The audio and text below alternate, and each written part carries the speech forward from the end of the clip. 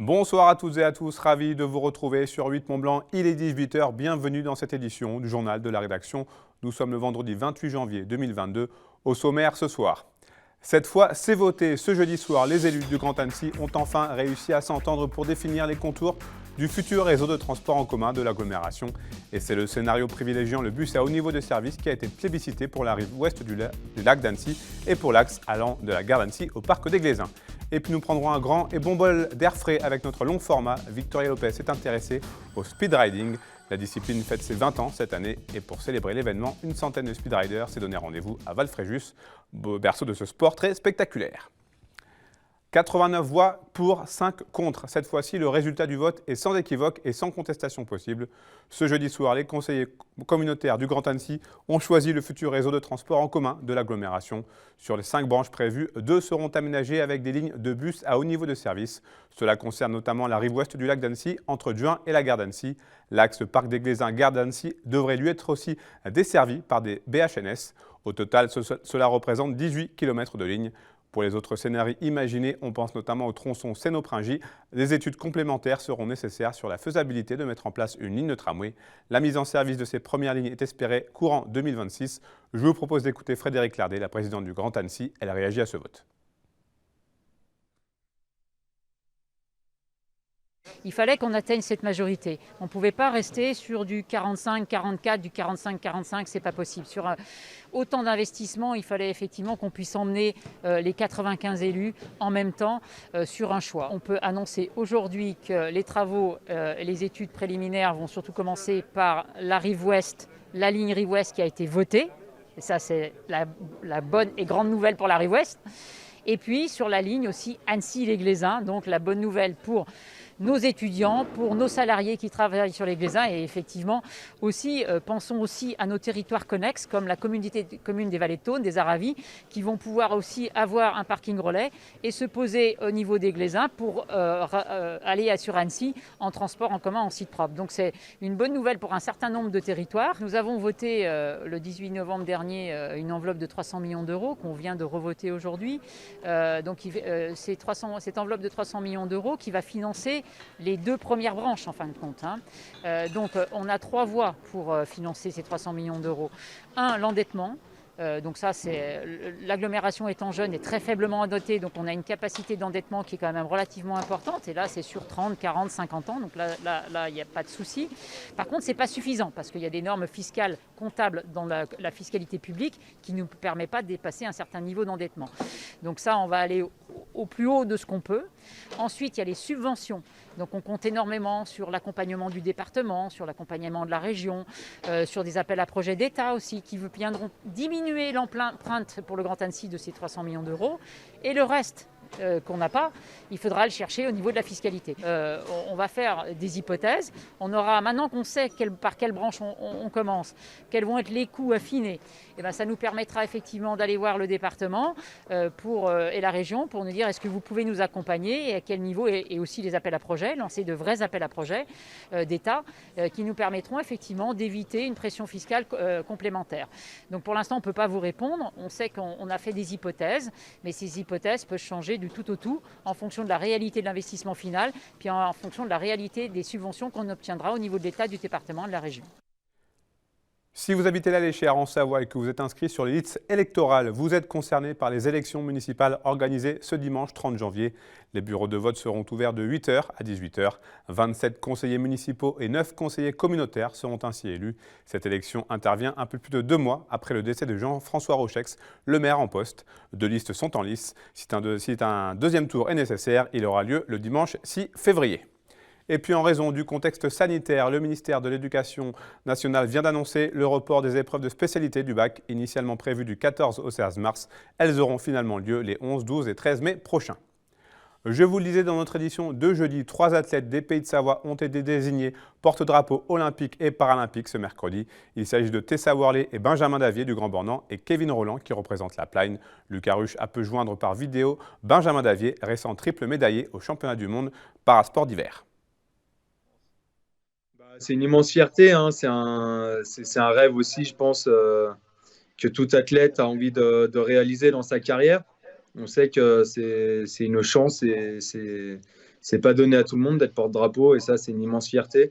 Après, je prends ce rôle à cœur. J'ai envie d'être présent pour mes camarades, pour mes collègues, que ce soit dans les bons comme les mauvais moments. Et j'ai vraiment envie d'être à leur écoute et d'être vraiment présent pour eux aussi. C'est juste incroyable, c'est immense, un parcours comme je suis en train de réaliser, c'est juste fou. Et c'est vrai que dans ma carrière, j'avais tout gagné en compétition et le seul truc qui pouvait me manquer, c'était d'être porte-drapeau. Et maintenant, je le suis et je rentre on va dire, dans la petite famille des porte-drapeaux. Et c'est juste fou, quoi. C'est incroyable. Et ouais, je pense que je réaliserai peut-être encore un peu plus tard ou quand ça viendra la cérémonie, je sais pas. Mais en tout cas, ouais, j'ai vraiment envie d'être un bon porte-parole aussi pour cette délégation. Je me mets pas de pression en fait par rapport à mes résultats en tant que porte-drapeau. Je pense que j'arrive à faire la part des choses. Pour moi, c'est deux choses différentes. J'ai quand même mes objectifs en tête et je compte bien aussi les mettre en place et réaliser mes médailles, mes objectifs au jeu. Donc non, c'est deux choses à part. Et comme je dis, le stress, c'est un poison. Donc pas de raison de s'en mettre pour ça. Les domaines skiables s'apprêtent à accueillir d'ici une semaine les touristes français à l'occasion des vacances de février. Véritable clé de voûte de la saison hivernale, cette période est assez attendue par les professionnels. Sur les hauteurs de la vallée de l'Arve, la petite station de Combloux ne dérange pas à la règle et les chiffres s'annoncent déjà très positifs. Emmanuel Jaude. Si les pistes de Combloux se partagent aujourd'hui aisément entre les quelques skieurs présents, l'ambiance va radicalement changer dans quelques jours. Avec le début des vacances d'hiver, les touristes sont attendus en nombre dès ce vendredi 4 février, remplissant presque entièrement les quelques 4100 lits touristiques du village. On va osciller autour de 82% sur la première semaine, 82 à 85. On a encore des réservations de dernière minute qui sont en train de se faire. La situation sanitaire a quand même raccourci le délai de choix des vacances des vacanciers. Et puis sur le reste de la période, on va osciller entre 70 et 80%, sachant que les 2 dernières semaines sont un tout petit peu moins bien remplies que les 2 premières. Globalement sur la saison, on va arriver autour d'à peu près moins 5% de remplissage par rapport à l'année 19-20. Ça s'explique notamment au positionnement des vacances de Noël. On aurait une belle semaine de Noël, ça se serait bien rempli. Sinon, globalement, la tendance est bonne. Les gens ont envie de skier, les gens respectent les règles sanitaires. Et c'est un bonheur de retrouver nos montagnes avec le ski. Face au Mont-Blanc, les commerçants et hébergeurs comblerans ont donc le sourire. Car pour de nombreuses structures, l'essentiel du chiffre d'affaires de la saison se joue sur ces quelques semaines, qui s'annoncent d'ores et déjà chargées. Et ben là, on est plein pour les vacances de février. Il reste encore quelques petites dispos en semaine. Mais bon, oui, voilà, c'est de bon augure, disons. Bon, on a eu quelques annulations, mais pas plus que ça finalement, parce qu'on a une clientèle plutôt française, nous, dans cet hôtel. Et on n'a pas vraiment ressenti les effets du Covid. Et on ressent que les gens ont besoin de sortir, de s'évader et de prendre du bon temps. Une tendance qui se confirme auprès de nombreuses autres destinations montagnardes. En effet, l'Observatoire Savoie-Mont-Blanc estime à 77% le taux de remplissage moyen des stations sur nos 2 départements et sur l'ensemble de ces vacances scolaires. Du sport pour aller jusqu'à la fin de ce journal. Le speed riding a soufflé ses 20 bougies en Savoie. La discipline mêlant ski et vol est née sur les pentes de la station de Val-Fréjus en Haute-Maurienne. Et pour célébrer cet anniversaire, plus de 100 riders venus du monde entier avaient rendez-vous cette semaine pour un événement tout en couleurs. Ils ont multiplié les démonstrations pour faire découvrir au grand public les spécificités de leur sport extrême mais extrêmement accessible. Victoria Lopez a suivi ces skieurs volants. Reportage.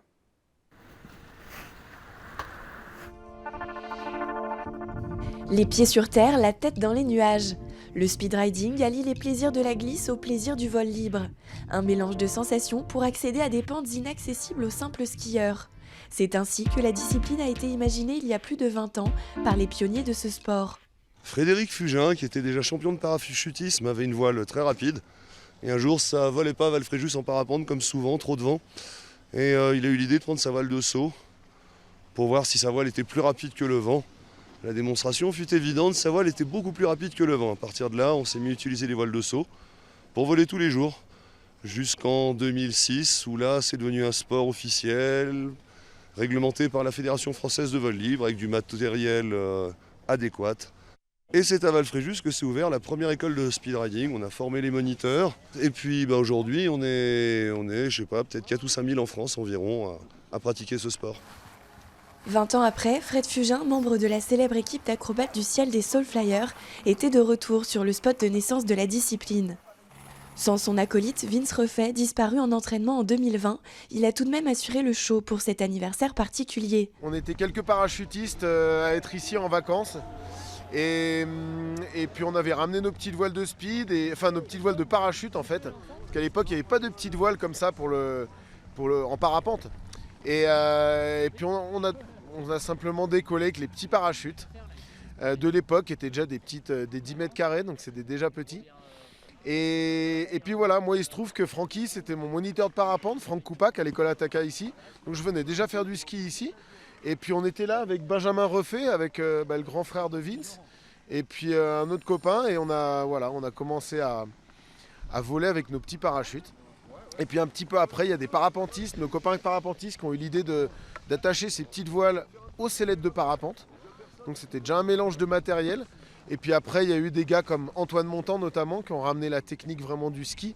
Donc c'était vraiment un joli mélange de sports différents, de disciplines. Et pratiquement tout s'est déroulé là où on est aujourd'hui. Fred Fugin, Vince Refait, Antoine et Valérie Montant, des pionniers et de grands noms du vol libre qui inspirent aujourd'hui une nouvelle génération de pilotes soucieux de faire connaître la discipline. Avec ces vidéos qui ont fait le tour du monde, Valentin Deluc a propulsé ce sport sous le feu des projecteurs. Je pourrais pas dire que ça se démocratise puisque les compétitions sont arrêtées. C'est quand même marginal comme sport, mais c'est sûr que si on refait plus d'événements, qu'on parle un peu de notre sport, de notre activité, j'espère vraiment que ça pourra se démocratiser. Et je sais que ça peut faire peur aux gens, mais non, venez essayer, vous verrez, c'est cool et on peut faire ça en sécurité. La sécurité, c'est le maître mot de cette communauté d'adeptes. Une communauté hétéroclite réunie sur les pentes qui ont vu naître ce sport hybride. Un sport extrême qui reste tout de même accessible. C'est accessible, après, surtout pour des personnes qui sont déjà bons skieurs. Il y a différents types de pratiques. On peut aller très cool, voler loin du sol et prendre ça vraiment à la cool. Ou si on est un peu plus énervé, on peut aller attaquer des petits canyons dans des pentes assez raides. Il n'y a pas que les images qu'on voit aujourd'hui tournées sur Internet où des fois c'est très engagé. Il y a aussi des gens ici qui ont 50, 60, 70 ans et qui pratiquent le speed riding. Le plus ancien pilote présent pour cette semaine de fête à Val-Fréjus a en effet 88 ans. Le plus jeune en a 22. Moi je suis encore un tout jeune, un tout débutant, donc j'ai pas connu les débuts, mais selon les anecdotes que Francky ou les autres racontent, ça a l'air d'être assez drôle au début. Et ça fait vachement plaisir de voir aujourd'hui la population qui est autour du speed, de voir qu'il y a des têtes de liste un peu. Et puis je pense que le matériel se développe aussi, on se sent quand même plus ou moins en sécurité.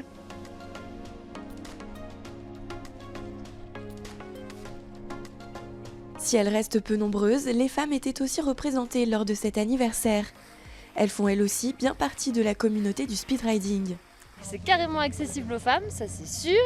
On est super bien acceptés, il n'y a vraiment pas de différence entre les hommes, les femmes, on peut faire les mêmes choses.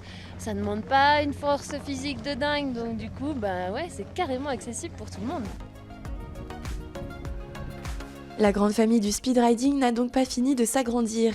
Réunis dans leur station de prédilection, véritable terrain de jeu à ciel ouvert, les speedriders ont en tout cas porté haut les couleurs de leur sport pour célébrer dignement leurs 20 ans.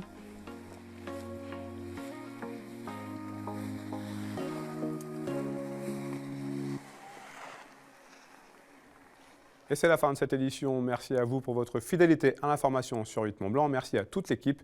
Tout de suite, la météo présentée par Thierry Paulme. Vous avez ensuite rendez-vous avec votre agenda Si on sortait, préparé par Manon Boulben et Damien Rémy, qui vous propose de découvrir Pure Breath, un lieu de bien-être insolite. Passez un très bon week-end, prenez soin de vous et de vos proches. Je vous retrouve lundi pour un nouveau point complet sur l'information sur 8 Mont Blanc.